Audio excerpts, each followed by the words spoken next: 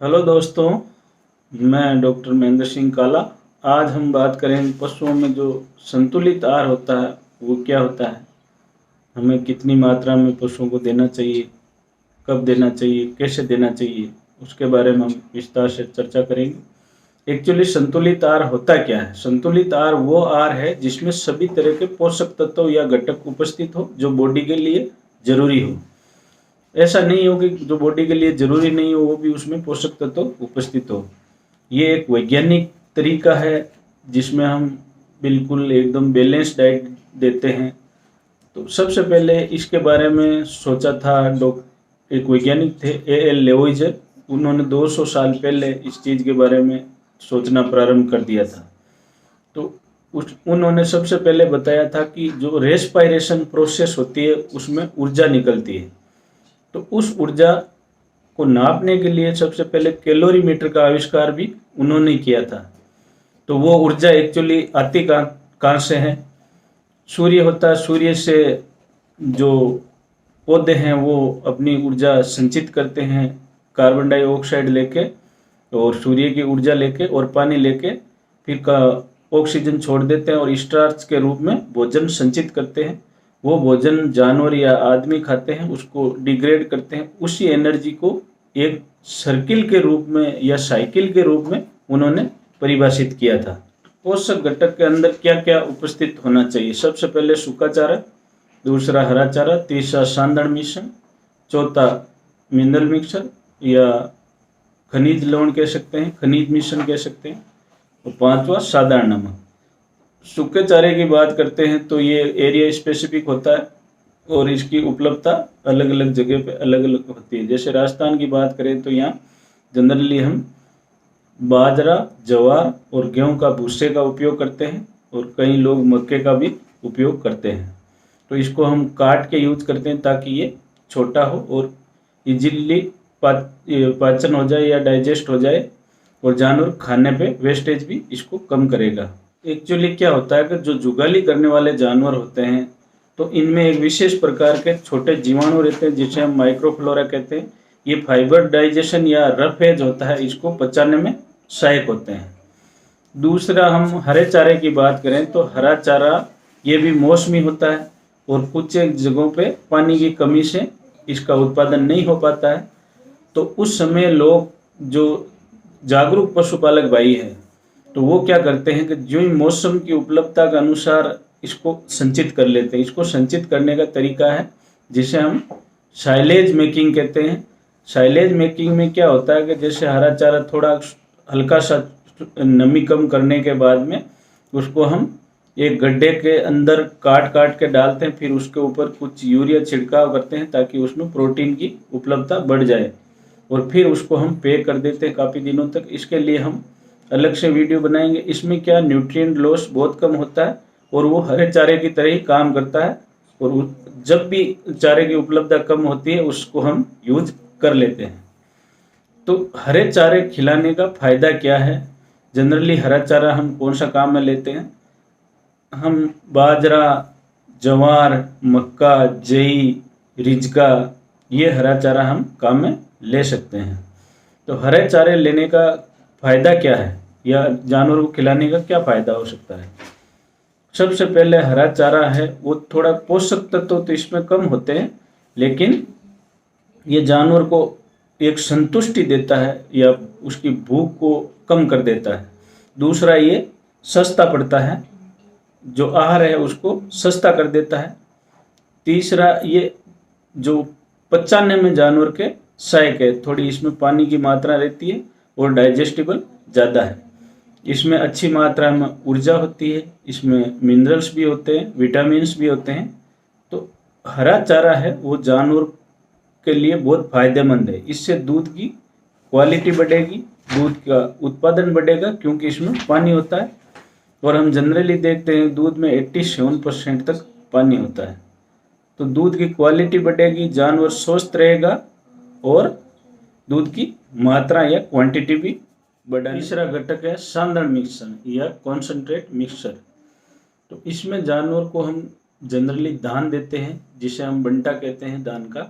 तो उसमें क्या होता है कि ऊर्जा की मात्रा काफ़ी अधिक होती है। तो ऊर्जा की मात्रा में हम क्या क्या ये जो धान है काम में ले सकते हैं?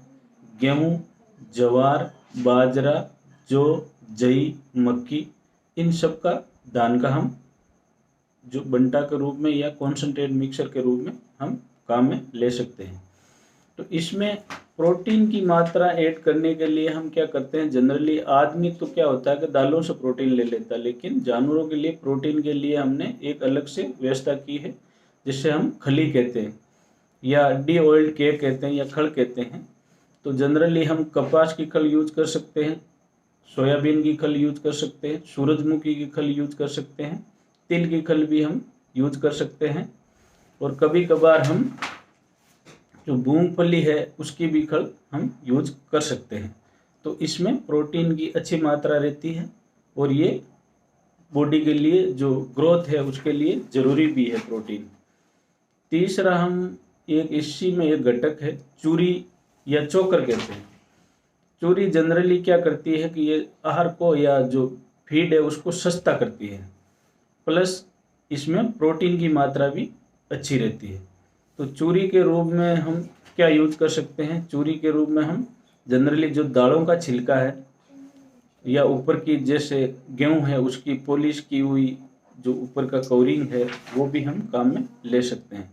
दालों के रूप में सपोज करो जो आपके पास मूंग की दाल का छिलका है या गंवार है उसका ऊपर की जो कवरिंग है, या जैसे सोयाबीन है उसके ऊपर की जो कवरिंग है वो भी हम काम में। घटक है खनिज मिश्रण या मिनरल मिक्सर।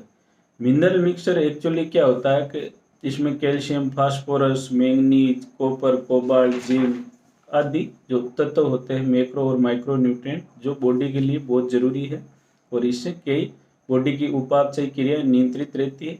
और जानवर को कई बार क्या होता है जो हीट में नहीं आता उसको जल्दी हीट में लाने में भी ये सहायक रहता है। इसमें selenium plus vitamin E add होता है जो कि हीट में लाने के लिए या फर्टिलिटी के लिए ज़रूरी है।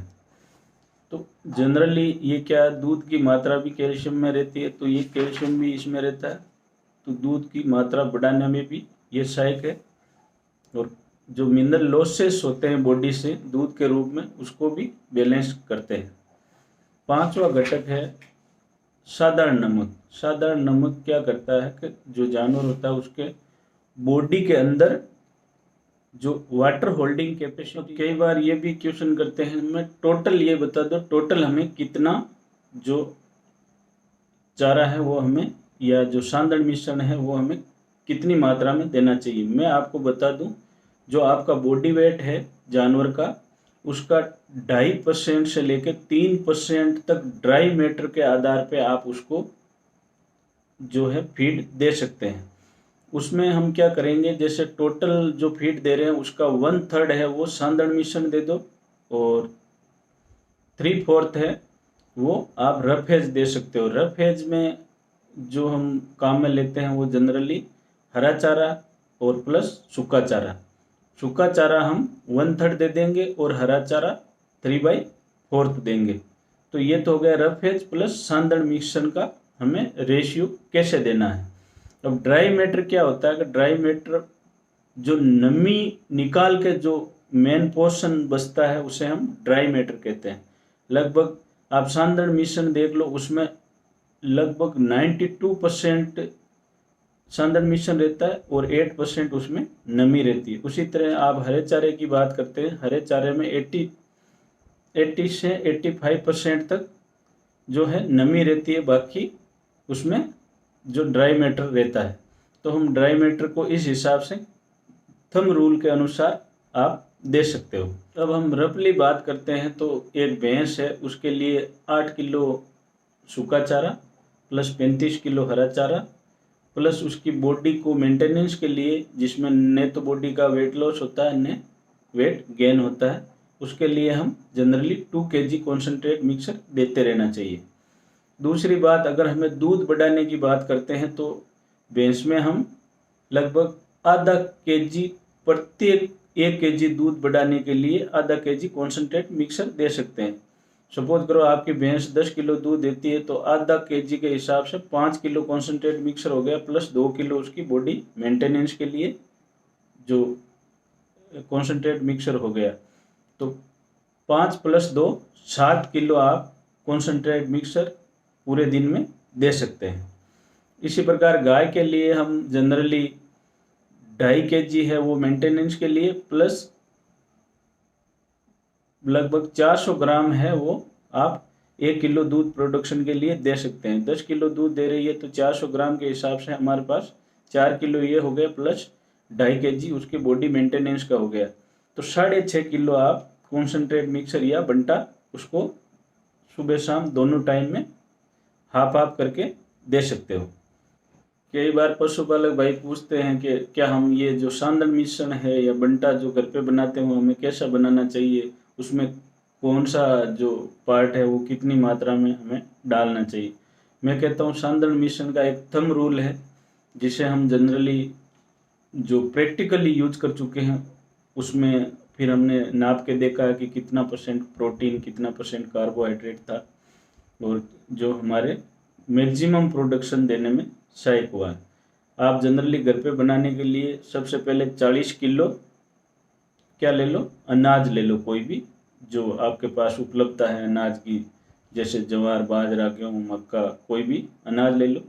उसके बाद में 35 kg आप खड़ ले लो, कोई भी किसी प्रकार की, जैसे कपास की हो गई, सोयाबीन की हो गई या तिल की हो गई, ये ज़्यादातर हमारे पास उपलब्धता रहती है।